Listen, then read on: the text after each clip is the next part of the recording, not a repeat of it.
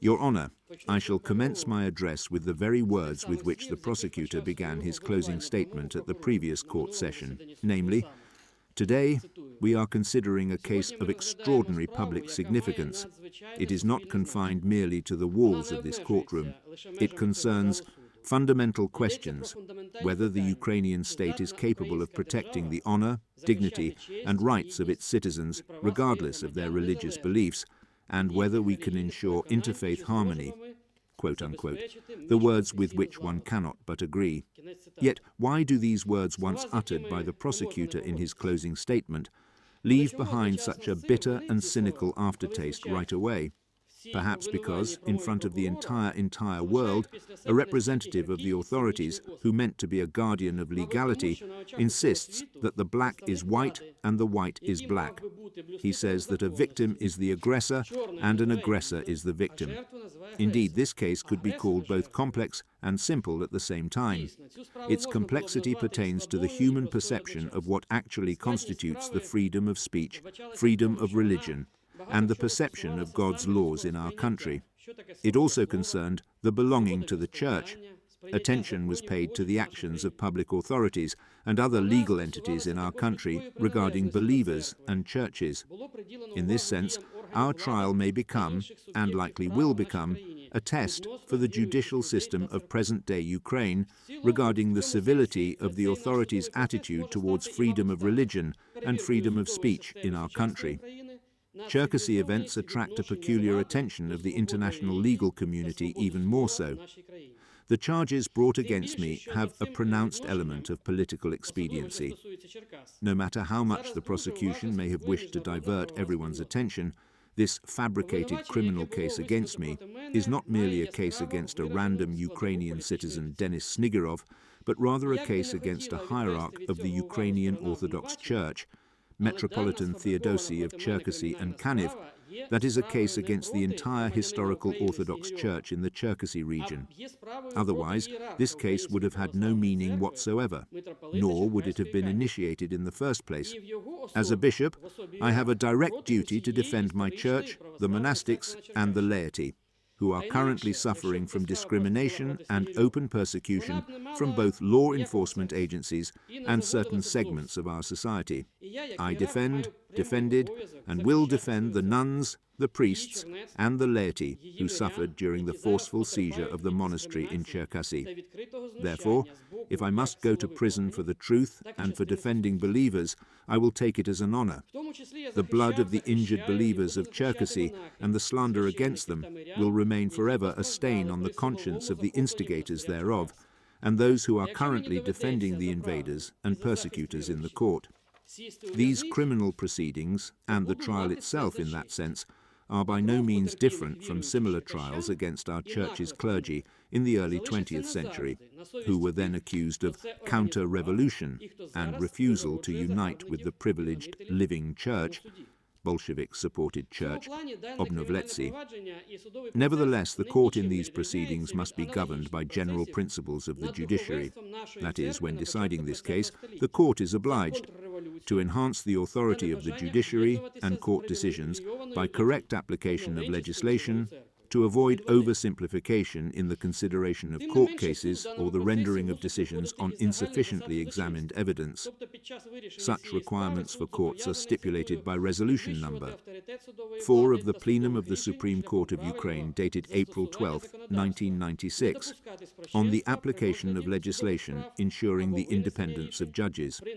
Subsequently, while this case contains neither motives for a crime, nor the elements of it, nor proper evidence thereof, it can be considered a simple case. Thus, I hope that the court will not err in qualifying the events considered in this proceeding if it takes the Ukraine's basic law, the Constitution of Ukraine, as its foundation in good faith, namely the Article 62, which states, "No one is obliged to prove his or her innocence of committing a crime. An accusation shall not be based on assumptions all doubts in regard to the proof of guilt of a person are interpreted in his or her favor. After examining the prosecution's evidence and hearing witnesses, there is every reason to believe that charging me under Part 1 of Article 161 of the Criminal Code of Ukraine is a completely unfounded accusation, which only indicates that the personal motives of the so-called victim, Y. Zasansky, in this case coincided with the persecution of the Ukrainian Orthodox Church by certain law enforcement agencies with quite specific goals. The accusation against me of intentional acts aimed at incitement of national, racial, or religious enmity and hatred, humiliation of national honor and dignity, as well as restriction of citizens' rights based on race, skin color, political, religious, and other beliefs or other characteristics, is utterly absurd. However, the assessment by the Ukrainian court of this accusation, brought by the prosecution, will undoubtedly stir among the international public broadly. Therefore, unquestionably, a negative result would undermine the international image of the state of Ukraine, demonstrating a blatant violation of the constitutional rights of its citizens within the country and an attempt to unjustly convict a person. Whether the initiators and beneficiaries of this process understand this is unknown to me. Whether they are consciously acting against our country is also unknown to me. However, I am convinced that the time will come when each of them, both the instigators of this shameful case and its executors, will also stand before a Ukrainian court. Ukraine today declares itself a democratic state. Therefore, I, as a citizen of this country, as a native of Kyiv City, demand and insist on my constitutional right to freedom of speech, the human right to freely express ideas or thoughts without fear of reprisal, censorship, or sanctions, with the possibility of shaping the agenda at a narrative and semantic level. Freedom of speech is enshrined in a number of international and Ukrainian documents, including the Universal Declaration of Human Rights, Article 19, the Convention for the Protection of Human Rights and Fundamental Freedoms, Article 10, and the Constitution of Ukraine, Article 34 of which states, "Everyone is guaranteed the right to freedom of thought and speech, to the free expression of their views and beliefs. Everyone has the right to freely collect, store, use, and disseminate information orally, in writing, or in any other manner of their choice." In accordance with Article 10 of the European Convention on Human Rights, freedom of expression applies not only to information or ideas that are received favorably or regarded as inoffensive or as a matter of indifference, but also to those that offend, shock, or disturb. As noted by the European Court of Human Rights, freedom of expression constitutes one of the essential foundations of a democratic society and one of the basic conditions for its progress and for the self-fulfillment of each individual. Subject to paragraph 2 of Article 10 of the Convention, it is applicable not only to information or ideas that are favorably received or regarded as inoffensive or as a matter of indifference, but also to those that offend, shock, or disturb. Such are the demands of pluralism, tolerance, and broad-mindedness, without which there is no democratic society. Judgment in the case of Fressos and Roire versus France, 21st January 1999, application number 29,183/95. Article 10 of the European Convention on Human Rights protects not only the essence of ideas and information expressed, but also the form in which they are conveyed. Freedom of speech allows for the use of expressions that are, to some degree, exaggerated or even provocative. Subject to the conditions of paragraph 2 of Article 10 of the Convention, the right to freely impart information extends not only to information and ideas that are favorably received or regarded as inoffensive or neutral, but also to those that offend, shock, or disturb. The Universal Declaration of Human Rights in Articles 7 and 19 stipulates that everyone has the right to freedom of opinion and expression. All are equal before the law and are entitled without any discrimination to equal protection against any discrimination in violation of this declaration and against any incitement to such discrimination.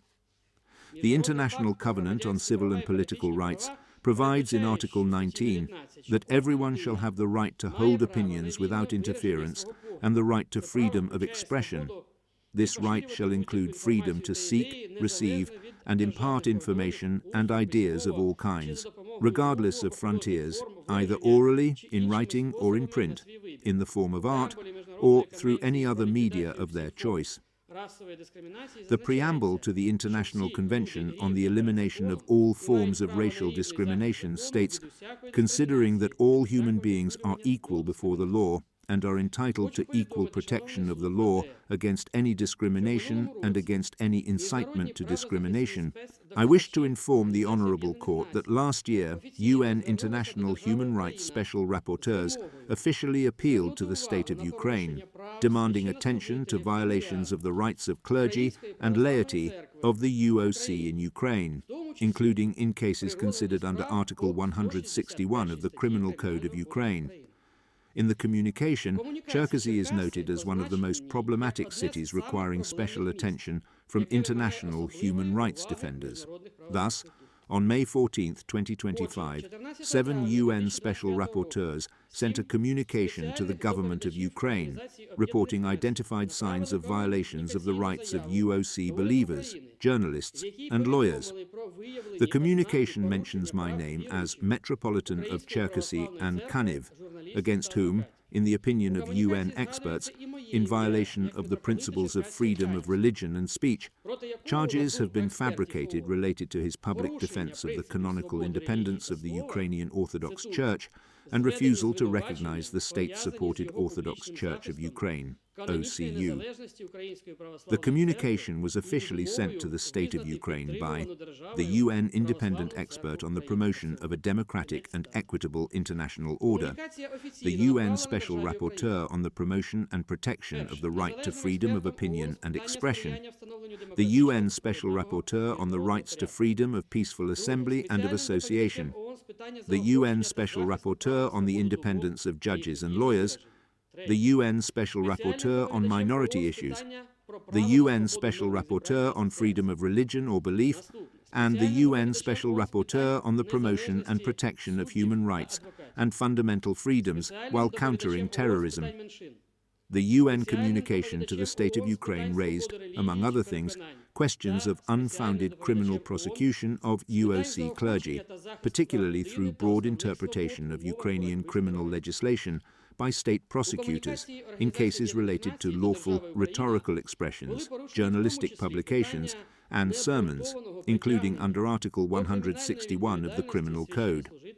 The cases of church building seizures were analyzed within the framework of the UN special procedures.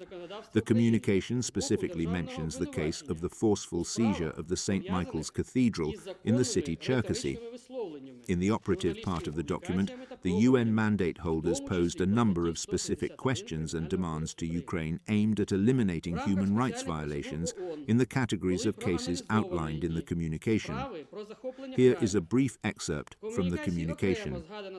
The UOC has reportedly been subject to discrimination against religious communities, including criminal prosecution of its clergy, believers, and individuals who seek to document, report on, or legally defend them. These allegations raise serious concerns regarding the rights to freedom of religion or belief, peaceful assembly, and freedom of association, the prohibition against arbitrary detention, and the right to freedom of expression for journalists and human rights defenders who have attempted to bring public attention to these matters. The alleged practices include, but are not limited to, state-orchestrated or state-approved evictions of UOC clergy and congregations from their churches, monasteries, and other religious properties, and the prosecution of clerics under broadly defined national security or anti-extremism provisions. We have also received reports indicating that this suppression extends to lawyers who represent targeted clergy, journalists who investigate church property seizures, and human rights defenders who publicly condemn restrictive legislation. In some instances, individuals among these groups have reportedly been subjected to intimidation, house arrest, prolonged pretrial detention, or the revocation of citizenship. 2. Arrests and criminal prosecutions of clergy and believers. Senior clergy, priests and monastics of the Ukrainian Orthodox Church, UOC, have been arrested or placed under restrictive measures on charges such as justifying aggression, inciting religious hatred, or broader national security offences. The following cases have been highlighted as particularly concerning. 1. Metropolitan THEODOSY, Snigiriev of Cherkasy and Kaniv. It is alleged that since November 2022, Metropolitan THEODOSY has faced multiple criminal proceedings brought by the Security Service of Ukraine, SBU, under Articles 436-2, Justification of Aggression, and 161, Violating the Equality of Citizens, of the Ukrainian Criminal Code.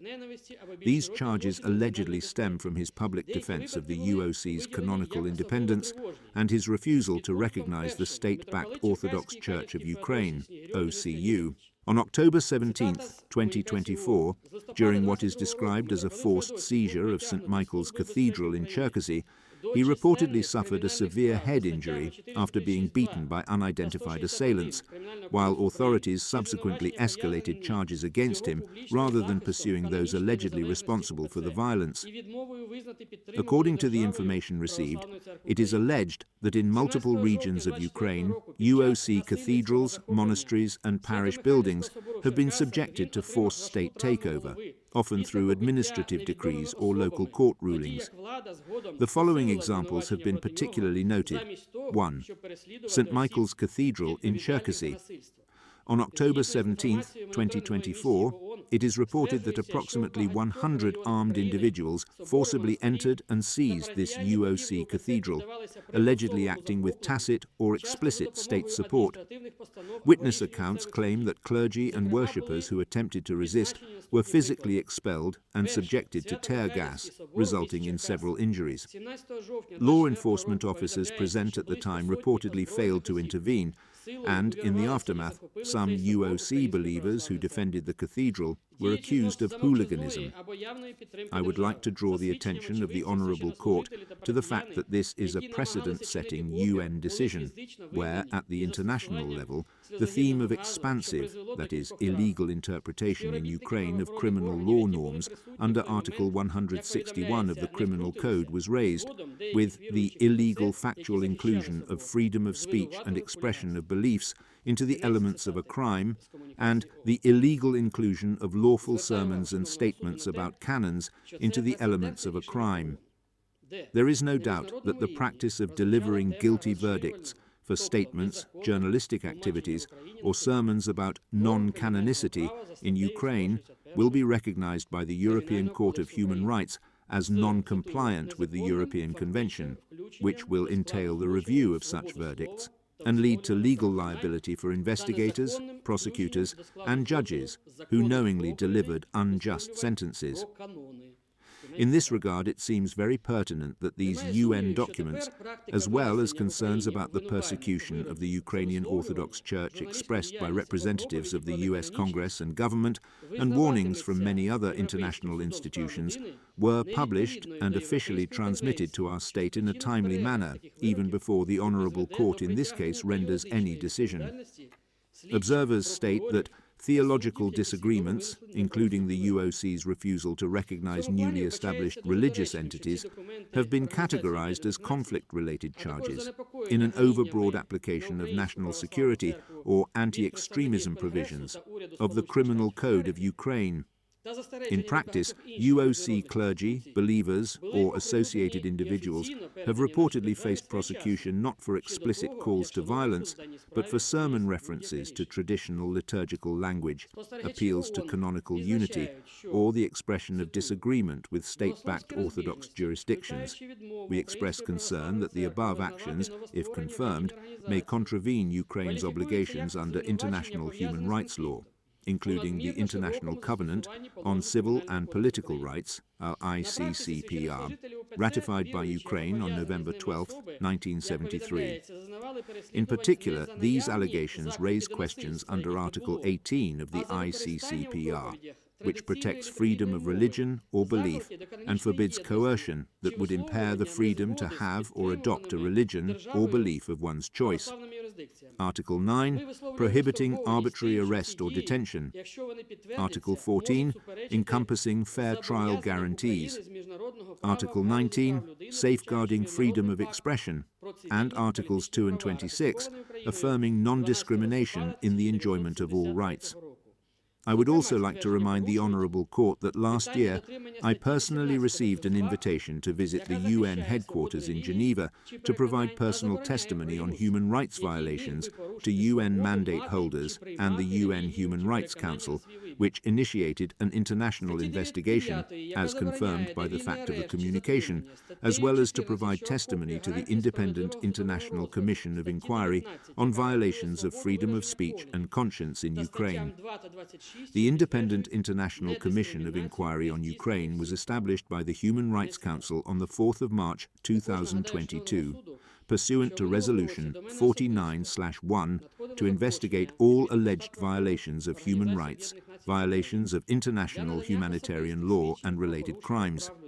I was also issued a pass to the UN headquarters in Geneva as a participant in the 60th regular session of the UN Human Rights Council for a personal address in the meeting hall, and to provide explanations on cases and situations being investigated by UN mandate holders. In light of all the foregoing, I request the Honourable Court to take into account that any guilty verdict in our case, even with only symbolic punishment, will subsequently inevitably result in the case being considered by the European Court of Human Rights on legal grounds formulated by UN special rapporteurs on this issue.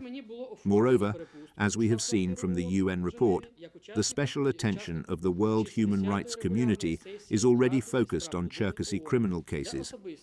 I earnestly request the Honourable Court to carefully study these documents before making a final decision in this case. I am attaching a printed copy of the document, as well as the link thereto on the UN website. Now, Your Honour, allow me to focus on the testimony of the alleged victim in this criminal proceeding and his accusations against me. The accusations from the so-called victim, which we learned from the case materials, as well as from his personal testimony in court, are merely theoretical and hypothetical.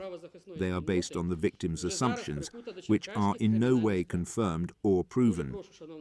Regarding the evidence examined in this criminal proceeding, their inadmissibility and irrelevance have already been better stated by my defenders.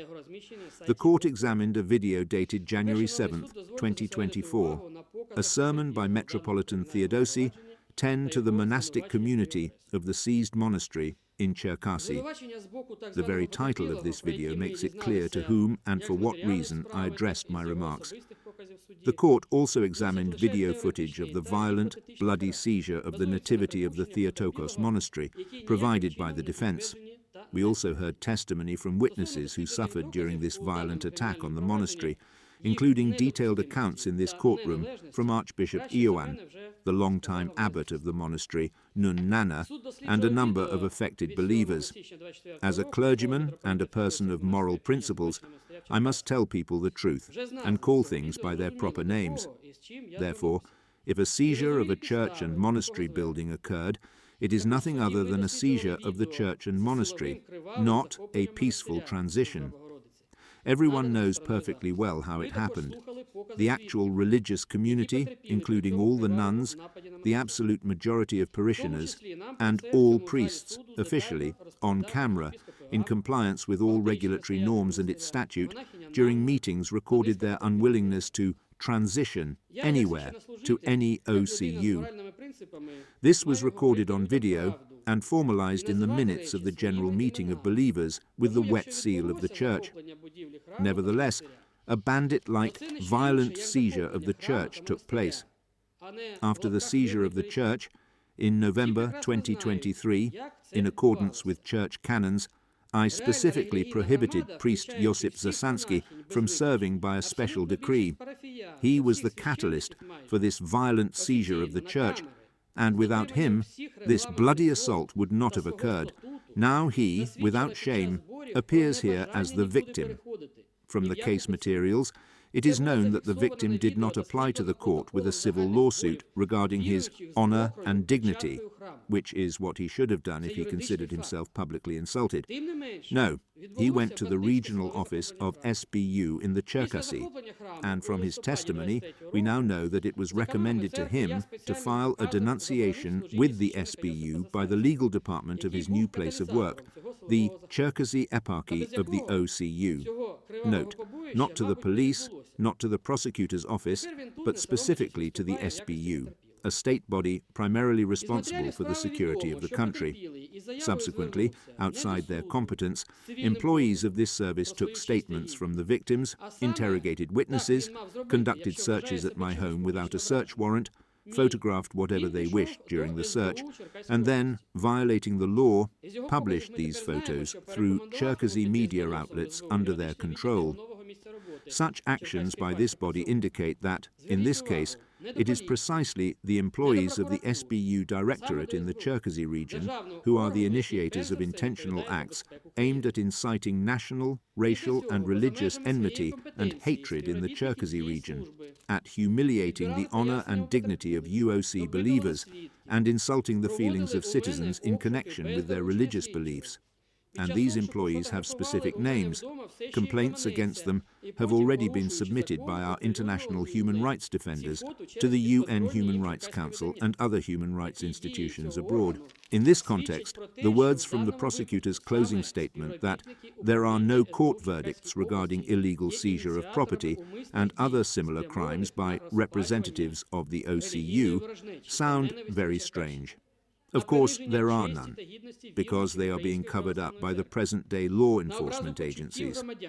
Even after repeated decisions by both the Sosnivsky and Prydniprovskyi district courts of Cherkasy to open criminal cases against them, everything is immediately put on hold.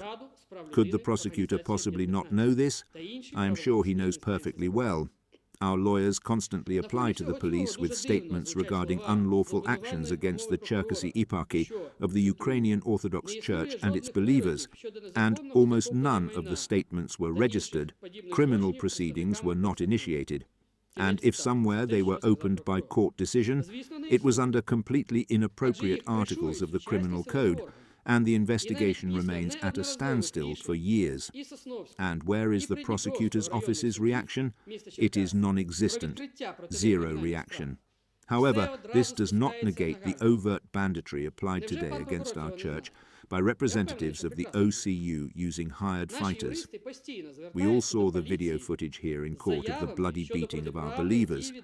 We heard the witnesses' testimonies that leave no doubt about what happened to the monastery in Cherkasy on November 20th, 2023. The future criminal prosecution of these individuals, as well as their patrons in law enforcement agencies, is merely a matter of time. The time when the rule of law and the Constitution, which everyone has now forgotten, would return to Ukraine. Representatives of the Cherkasy Regional Prosecutor's Office should seriously ponder this. After all, they will have to answer. Do they really believe that this legal nihilism and impunity in our country will last forever? As for the victim, I ask the Honourable Court to note that we did not hear from him in court about his position on transitioning to another church based on, for example, a change in his views, or religious choice, or establishing historical justice, about which his colleagues now speak so much. Not at all. From the victim's testimony, we only heard that he was offered to lead the bloodily seized church, and he agreed.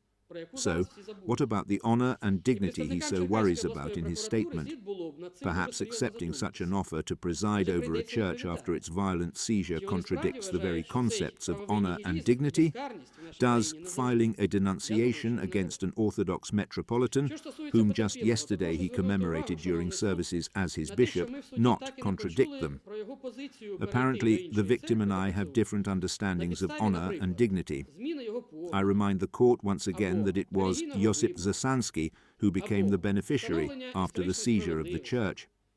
Moreover, judging by the victim's testimony, the trigger for his transition to another denomination was precisely the violent seizure of the church, in which he has since, after the seizure, been the abbot. In my own conviction, the very possibility of obtaining the keys to the Church of the Nativity of the Theotokos in Cherkasy was the basis for the so-called transition of the victim to the OCU. This is an obvious benefit to the victim as a beneficiary. In his testimony, the victim tried to prove to the court that there was no seizure of the church and the women's monastery of the Nativity of the Theotokos in Cherkasy, that everything happened voluntarily by the transition of the religious community from the UOC to the OCU. Yet, from the video provided by the defense as evidence and examined in the court session, as well as from the detailed testimony of the defense witnesses, the opposite is evident, and it was precisely through the efforts of the victim and his son, Nazary Zasansky, as well as individuals in military uniform, that this church, together with the women's monastery, was seized by force on November 20th, 2023. This is an obvious fact. This testimony was not refuted either by the case materials or by the testimony of the prosecution's witnesses. The victim could not explain why, during this voluntary transition, as he called it, of the church and monastery, the health of other priests, his former friends and fellow ministers, members of the religious community, was maimed. People had broken ribs, had their teeth knocked out teeth. Witnesses' property was vandalized. Elderly nuns were thrown out of their cells onto the street in the cold. And as a result of such a transition, more than 5 criminal proceedings were opened against the invaders, the consideration of which, unfortunately, is still being stalled by corrupt law enforcement agencies, as stated in the UN report and as I mentioned above. However, I do hope that the day will come when, in my country, things will again be called by their proper names, when black will not be called white and white black, when the seizure of a church will not be substituted by the concept of voluntary transition to another denomination, and when persons guilty of beating people will be punished, both participants and accomplices, and will not walk away free while shifting their guilt onto the shoulders of their bloodied victims. Therefore, I hope that the Honourable Court will treat the testimony provided in court by the victim critically.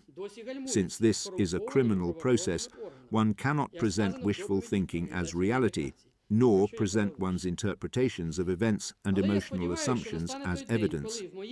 Of course, Father Josip Zasansky's sorrow is understandable. After all, he personally made the decision to leave his community, his fellow ministers, in such an unsightly manner and transition to another structure, another community, for the sake of obtaining the keys to the church.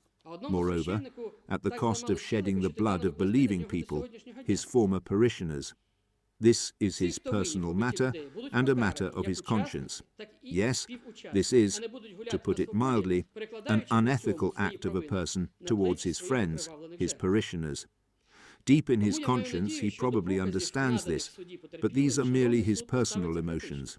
This is a manifestation of human relationships, such as betrayal of friends and mutual offence, etc.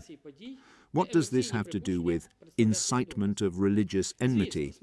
What does Article 161 of the Criminal Code have to do with intentional acts aimed at inciting national, racial or religious enmity and hatred, humiliation of national honour and dignity, or insulting the feelings of citizens in connection with their religious beliefs?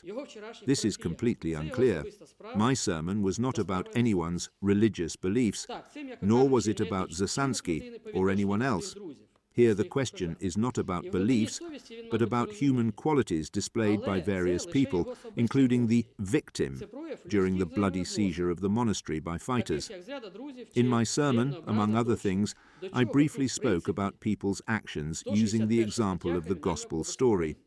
Good deeds and bad, moral and immoral, not about anyone's religious beliefs. If anyone has forgotten, one can watch again the video recording. So, the prosecution is greatly distorting the facts. The prosecution could not prove otherwise because there is nothing to prove.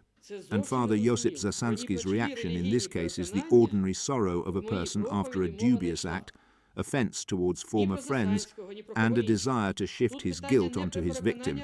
That is all. No religious beliefs were involved here or offended by anyone.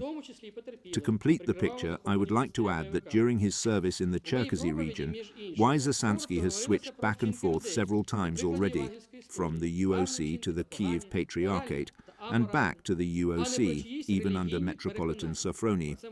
What religious beliefs are there? Only personal interests.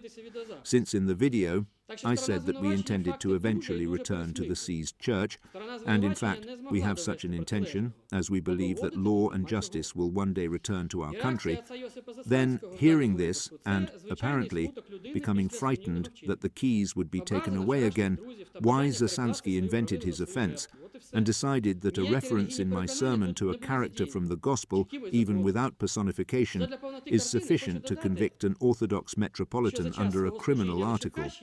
Bold and meaningful, one must say, although I think he would not have thought of this himself. In my opinion, and this is evident from the examined evidence, Zasansky was helped in this by the SBU employees he trusted.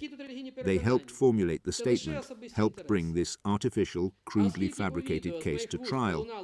In this regard, the actions of the Cherkasy prosecutor's office are more surprising and regrettable, as it is entrusted with the duty to oversee legal compliance in our society. Yet, it took charge of an obviously commissioned, unlawful and politically motivated case, which, without any doubt, will collapse, if not in Ukrainian courts, then in the European Court of Human Rights. That is 100% certain. And now, after the corresponding international communication, it will not simply collapse, but will first entail legal consequences for specific prosecutors, and after the restoration of the constitution and legality in the country, it will most likely entail criminal liability for them. Do they really not understand this? Or simply do not want to and are afraid of thinking about it? Separately, I wish to address the so-called expertise by Anna P. Stromilo. Its text is obviously not only unable to withstand any criticism, but also challenges common sense. Therefore, it is not surprising that this expert not only refused to give testimony and answer questions in court, but also did everything to avoid being questioned, despite repeated summonses. Unfortunately, I personally never received the lawful opportunity to question this expert. My defender, Tamara Gridenko, was also unable to do so. Defender Volodymyr Yudin asked questions only partially, during which Mr. Stromilo retracted part of the assertions from her expertise, and then completely disappeared and ignored repeated summonses to court. I hope this quote-unquote expertise will quite naturally not be accepted by the Honourable Court as proper evidence. The conclusions of the second expert, Valentina Doroshuk, also lack professionalism and objectivity, and are merely the expert's own assumptions. Her questioning only confirmed these dubious conclusions. In court, she herself called her assumptions common knowledge, the confirmation of which she found on television. What does one-sided television quote-unquote factual reporting have in common with the specialized knowledge and professional attitude that experts should possess? Watching television is not indicated as a source in this expert report. Both expert reports are biased, politically engaged, conducted by incompetent experts, and cannot be considered proper evidence in this case.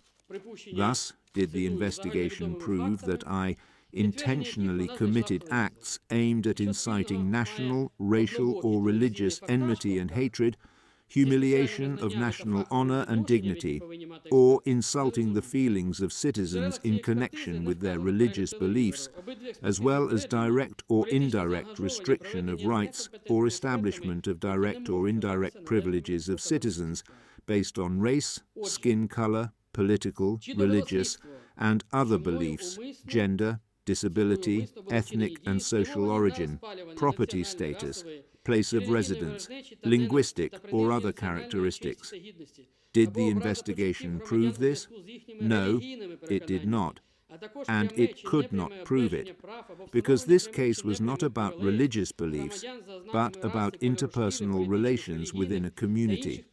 The case materials completely lack evidence of any alleged intentional acts aimed at inciting national, racial, or religious enmity and hatred. Evidence is completely absent. Did any negative consequences for the religious community of Cherkasy occur after the publication of the sermon video on January 7, 2024, in support of the monastic community of the seized monastery in Cherkasy? No. No negative consequences occurred. On the contrary, only positive consequences ensued. The believers injured during the seizure of the church were comforted and reassured. So, what am I being tried for? Summarizing all of the above, I believe that this accusation is entirely and completely based on assumptions, personal offences, and self-serving motives, and it is also politically motivated and discredits freedom of speech in our country as a value concept.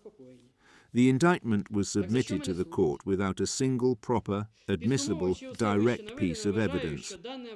Does the prosecutor really think the court should endorse this legal ignorance and cynicism? Respect for the institution of justice in society is based on judges applying law and justice to protect human rights and freedoms, not to cover up the desire to repress people for defending the rights of others, or for freely exercising their own rights and freedoms of speech and conscience. I believe that regarding the accusation of committing a crime under Part 1 of Article 161 of the Criminal Code of Ukraine, I should be fully acquitted due to the absence of the event of the specified crime. I address myself today to the judge in my case. Your Honor, I ask you not to confirm in the name of our state of Ukraine, and with your judge's signature, all these illiterate, unlawful, and essentially criminal conclusions of the organizers of this fabricated case.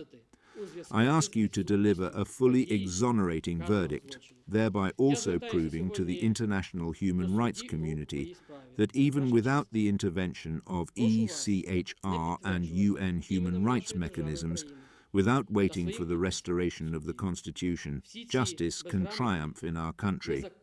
I ask you to fully acquit me in this case due to the absence of the event of the specified crime.